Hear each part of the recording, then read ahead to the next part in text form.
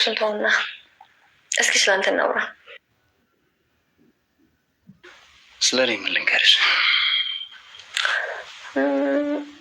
እንግዲህ በፊቷ ስላንተ ምንም የነገረች ነገር ስለሌለ ሁሉንም ነገር እኔ እንኳን ሚስጥር ነኝ። እንዲህ በቀላሉ ስለኔ ማውራት ከባድ ነው። ለምን አጠጭም? አልጋበዝከኝማ። ይቅርታ፣ አንድ ብርጭቆ ይዤ ልምጣ።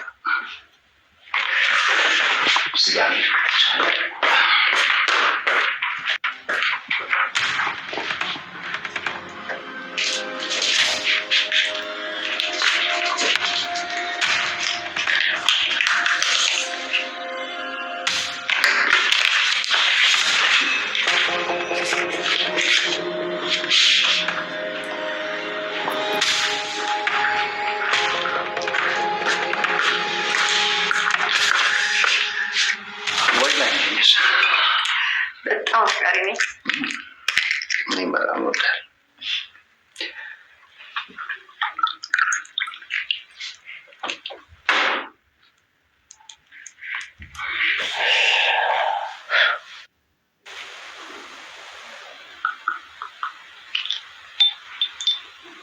ለምን ተቀያይረን አንወጣም?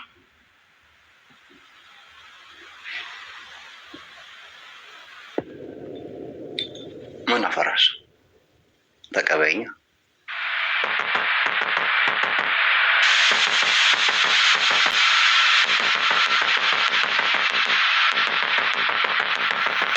አቶ ሸዋንግዛው ወደነ ልዕልቲ ቤት ሌላ አዲስ ሰላይ ላከባቸው። እስር ቤትም ሆኖ እየተከታተላቸው የሚገኘው አቶ ሸዋንግዛው አሁን ደግሞ ሌላ ታሪክ ፈጥሮ ቤታቸው ውስጥ ገብቶ እንዲከታተላቸው የሚያደርግ ሌላ ሰው ልከውባቸው ይገኛል። ይህንን ያየችው ወይዘሮ አልማዝም ለምላክህ ብላ ልትጠይቀው ወደ ሸዋንግዛው ወደ ታሰረበት እስር ቤት ጎራ ብላለች። ነገር ግን ተገቢውን መልስ ሊሰጣት አልቻለም። ምን አገባሽ አይነት ስሜት ያላት ይመስላል። እንግዲህ ወይዘሮ አልማዝና ልዕልቲም የልጁን አመጣጥ አይተው ሌላ ታሪክ ለመፍጠር እየሞከሩ ይገኛሉ። እሱም ምንድነው ልጁን በፍቅር አጥምጀው ስትል ነበረ አልማዝ እንግዲህ ለልዕልቲ ሌላ ሀሳብ ወይም አይዲያ የነደፈችላት ማለት ነው። ሰላም ሰላም፣ ውድና የተከበራችሁ የኢትዮጵያ ቤተሰቦች እንዴት ናችሁ? ደህና ናቸው? እኔ እግዚአብሔር ይመስገን በጣም ደህና ነኝ። እንኳን ወደ ቻናሌ በሰላም መጣችሁ እያልኩኝ ለዚህ ዩቲዩብ ቻናል አዲስ ከሆናችሁ ላይክ፣ ሼር፣ ሰብስክራይብ በማድረግ ቤተሰብ ሁኑ። እንዲሁም ደግሞ ሀሳብ አስተያየት ካላችሁ ኮሜንት ላይ አሳውቁኝ። ለዛሬው ደግሞ የአባት ዕዳ ፊልምን ክፍል 18 ይዤላችሁ መጥቻለሁ። እስከ ቪዲዮ ፍጻሜ አብራችሁን ቆዩ። የአባት ዕዳ እንግዲህ የባለፈው ክፍል ላይ እንዳየነው አቶ ሸዋንግዛው እስር ቤት እንደገባና ልዕልቲ ደግሞ አቶ ሸዋንግዛው መቼም ከእስር ቤት እንዳይወጣ እንዳያስወጣው የሚያደርግ ፋይል አሳልፋ ለፖሊሶቹ ሰጥታበት እንደነበረ አይተናል። ዛሬ ደግሞ እንግዲህ ይህንን ያወቀው አቶ ሸዋንግዛው ማለትም ልዕልቲ መረጃዎችን እንደሰጠችበት ካወቀ በኋላ እሱም ደግሞ ሌላ ሀሳብ ማሰብ አለብኝ ብሎ በማሰብ እንግዲህ ወደነ ልዕልቲ ቤት እንዲከታተላቸው እና ቤት ውስጥ ያለውን እያንዳንዱ ነገር እየተከታተለ እንዲያሳውቀው አንድ ሰው ቀጥሯል ማለት ነው። እሱም ቢኒያም ይባላል።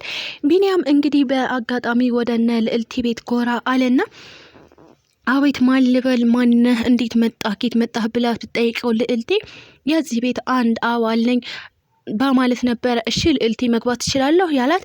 እኔስ እንዴት አወከኝ? አንተስ ከዚህ በፊት የሌለ አባል አሁን ከየት ነው የመጣኸው ብላ ብትጠይቀውም ይቅርታ በሩን ትለቅልኛለሽ መግባት ትችላለሁ ብሎ ቢጠይቃት ልዕልቲ ግን አይ መግባት አችልም ስትል ብትከለክለውም ነገር ግን ቢኒያም ልዕልቲን ገፋ በማድረግ ወደ ቤት ገብቷል ማለት ነው። እናም የቤቱ አባል እንደሆነ ነግሯቸው ቤት ውስጥ መኖር ጀምሯል። እንግዲህ ይህንን ያየችው ወይዘሮ አልማዝም አላስቻላትም። እናም አቶ ሸዋንግዛው ነው የላከ ወይ ብላ ብትጠይቀው ቢኒያምም አዎ አቶ ሸዋንግዛው ነው እዚህ ቤት እንድኖር የፈቀደልኝ፣ እናም ደግሞ እዚህ ቤት እንድገባ ያደረገኝ እሱ ነው ብሎ አስረድቷታል። እንግዲህ ወይዘሮ አልማዝም ወደ ሸዋንግዛው ጎራ ብላ ምን ለማድረግ እየሞከርክ ነው? ምንስ ነው ያደረግከው ብላ ጠይቀዋለች። አቶ ሸዋንግዛውም ለፖሊሶቹ መረጃ አሳልፈሽ የሰጠሽው አንቺ ነሽ አይደል በማለት ነበረ የጠየቃት። እሷም ምንም የምታውቀው ጉዳይ ስላልነበረ ምንም ማለት አልፈለገችም። እናም አይ እንደዛ ነው ብላ ተመልሳ ወደ ቤቷ መጣች። ልዕልቲንም አንቺ ነሽ ወይ ሸዋንግዛውን ወንጀለኛ እንደሆነ የሚያሳይ ፋይል ለፖሊሶቹ አሳልፈሽ እየሰጠሽው ብላ ጠይቃታለች። ልዕልቲም እንግዲህ አዎ እማዬ አወቀ እንዳትይኝ ብቻ ስትል ብትጠይቃትም አይ አንቺ እንደሰጠሽ አላወቀም፣ ነገር ግን አውቋል ፋይል እንደተሰጠበት በማለት ነበረ ለልጇ ያስረዳቻት። እንግዲህ ወይዘሮ አልማዝ የዛም ቤት ሰላም አትፈልግም። እናም ደግሞ ሸዋንግዛውና ወይዘሮ አልማዝን የሚያገናኛቸው አንድ ነገር አለ። በዛም ምክንያት ልጁንም በተደጋጋሚ ልትገላት እየሞከረች ትገኛለች። ማለትም ማኪን ማለት ነው። መድኃኒቷን በመከልከል እንዲሁም ደግሞ የተኛችበትም አፍና ለመግደል እናም ብዙ የግድያ ሙከራ አድርጋባት ትገኛለች። ነገር ግን አሁን ላይ ማኪ ራሷን እየጠበቀችና እየተንከባከበች ትገኛለች። ስለ ቤተሰቡ አንዳንድ ነገር አጥንቶና ጠይቆ የገባው ቢንያምም እጅግ በጣም በመጠንቀቅ ላይ ይገኛል። እናም እናቷ እንዳለቻት ከሆነ ይሄ ልጅ በአጋጣሚ አይመስለኝም ወደኛ ቤት የመጣው፣ ስለዚህ የሆነ ሴራ ይዞ ስለመጣ በሴራው ደግሞ እኛ መቀደም የለብንም፣ ስለዚህ አንቺ ቀድመሽ እንድታጠምጂው እፈልጋለሁ ስትል ነበረ ለልዕልቲ ሀሳብ ያወጣችላት። ልዕልቲም እንግዲህ በዚህ ሀሳብ ተስማምታ ዝንጥና ፏፈጭ ብላ ልጁን ለማማለል እየሞከረች ትገኛለች። ነገር ግን ቢንያም እያንዳንዱ ነገር አጥንቶ ስለገባ ምንም ነገር ከባድ አልሆነበትም። በተደጋጋሚ ልታማልለው ብትሞክርም ነገር ግን እሱ የሚማልልና የሚታለል ልጅ አይደለም። ምክንያቱም ስራ ስለሆነ በደንብ አስቦበትና በደንብ አጥንቶ ነው የገባው። በሌላ በኩል ደግሞ ልዕልቲና አክሊል ናቸው። ያው እንግዲህ ልዕልቲና አክሊል እንደተጣሉ እናውቃለን። እሱም በአክሊል በራሱ አፍ ምክንያት ነው የተጣሉት። ከሌላ ሴት ጋር እንደማገጥኩባት ብታቅ ልዕልቲ ምን ታረገኛለች ወይስ ደግሞ ልትወስን የምትችለው ውሳኔ ምንድን ነው እያለ ሲቀባጥር ነበረ። እንግዲህ ልዕልቲ አጋጣሚውን ተጠቅማ የሰማችው ማለት ነው። እናም ይህን የሰማችው ልዕልቲ አንተ ውሻ ድጋሚ ላይ አልፈልግም፣ አጠገቤም እንዳትደርስ በማለት ነበረ አከናፍራ ጥላው የሄደችው። አቶ ኪዳኔም ቀን በቀን የልዕልቲን እና የወይዘሮ አልማዝን ነገር እያየ አሁን ላይ እጅግ በጣም እየተጠራጠራቸው ይገኛል። እናም ወይዘሮ አልማዝን እንድናወራ እፈልጋለሁ ብሎ በማናገር እሷ ደግሞ አይ እኔ አሁን ማውራት አልፈልግም ደክሞኛል፣ ነገ እናወራለን ብትለውም አይ እኔ አሁን እንድናወራ ነው የምፈልገው፣ ስለዚህ ልታወሪኝ ይገባል ብሎ ጠይቋታል። እሺ ኪዳኔ ምንድን ነው የምታወራው? ምንድን ነው ማውራት የፈለግከው? ብለዋለች። እናም ለልዕልቲ ምንድን ነው እየነገርሻት ያለው? ምንስ እያደረጋችሁ ነው? ምን እየሰራችሁ ነው? እኔ የማላውቀው ነገር ምንድን ነው ሲል ጠይቆታል። እናም ኪዳኔ እኔ ምንም ነገር አልነገርኳትም፣ ምንም ነገር የለም በማለት ነበረ የጠቀጠቀችው። እሱም እንግዲህ ችግር የለውም ማውራት ካልፈለግሽ እኔ ቀስ በቀስ እደርስበታለሁ ብሎ ትቷት ተኝቷል ማለት ነው። እንግዲህ እናትና ልጅ የሆነ ደባ እያሰቡ እንደሆነ ሳይነቃባቸው አይቀርም።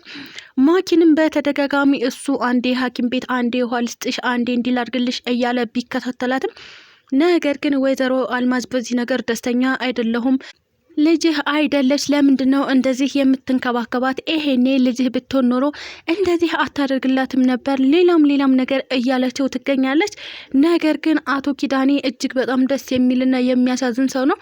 ምክንያቱም ልጅቷን እንደ ልጁ አይቷት እንደ ልጁም ተቀብሏት ይገኛል። እነሱ ግን ቤቷ እንኳን ስላስጠጋቻቸው ምንም ደስተኛ አይደሉም። ግዴታ እንዳለባት አድርገው ነው የሚያስቡት። ነገር ግን እሷም እንደ አባቷ አውጥታ ሜዳ ላይ መጣል ትችላለች፣ ማንም አያስገድዳትም። ሰብአዊ ስሜት ስለተሰማት ብቻ ነው እንጂ እነሱን ወደ ቤቷ ያመጣቻቸው አለመቀበልና አለማስገባት ትችላለች። አሁን ላይ እሷንም ይጠብቃታል ብለን እናስባለን። ማለትም አዲሱ ልጅ ቢንያም ማለት ነው። ለቤተሰቡ ሰላይ የተላከው ቢንያም እንግዲህ ማኪንም ከችግር ይጠብቃታል ብለን ተስፋ እናደርጋለን። ነገር ግን ልዕልቲ አሁን ላይ የተጠቀመችው ሲስተም አላዋጣትም። እሱም ቢንያም ወይን እየጠጣ በሚዝናናበት ሰዓት ነበረ እሷም ዝንጥ ብላ ልቀላቀልህ እንዲሁም ደግሞ ወይኑን አብረን እንጠጣ ስትል እየጠየቀችው ቢንያምም ይህን ተንኮል እንደሆነ በመረዳት እሺ ብርጭቆ ላምጣልሽ ብሎ ሲገባ ነበረ። እንግዲህ ቢንያም እየጠጣ ያለው ብርጭቆ ላይ ወይም ደግሞ ወይኑ ላይ አደንዛዥ ነገር ጨምራበታለች ማለት ነው። ይህንን ስታደርግ ቢንያም አይቷት ነበረ። እናም ብርጭቆውን ካመጠላት በኋላ ወይኑንም ቀዳላት። እናም እንድትጠጣ ጋበዛት። ከዛም በኋላ ለምን ተቀይረን አንጠጣም ሲል ነበረ የጠየቃት። ልዕልትም እንግዲህ የጨመረችበት ነገር አደንዛዥ ይሁን ወይስ ገዳይ እሱ የሚታወቅ ነገር የለም። እናም ተቀይረን እንጠጣ ሲላት ድንብርብሯ ወጥቷል። እሺ ትለዋለች ወይስ ደግሞ እውነቱን ነግራው አይ የአደንዛዥ ነገር ጨምሬበታለሁ ብላ ትነግረው ይሆን ወይስ እሺ ብላ ራሷ ትጠጣ ይሆን? እሱም በቀጣይ ቪዲዮ የምናየው ይሆናል። ስለተከታተላችሁኝ እጅግ አድርጌ አመሰግናለሁ። ለዚህ ቻናል ደግሞ አዲስ ከሆናችሁ ላይክ፣ ሼር፣ ሰብስክራይብ በማድረግ ቤተሰብ ሁኑ። እንዲሁም ደግሞ ሀሳብ አስተያየት ካላችሁ ኮሜንት ላይ አሳውቁኝ። ኢትዮጵያ ለዘላለም ትኑር እያልኩ ሰናበታችኋለሁ።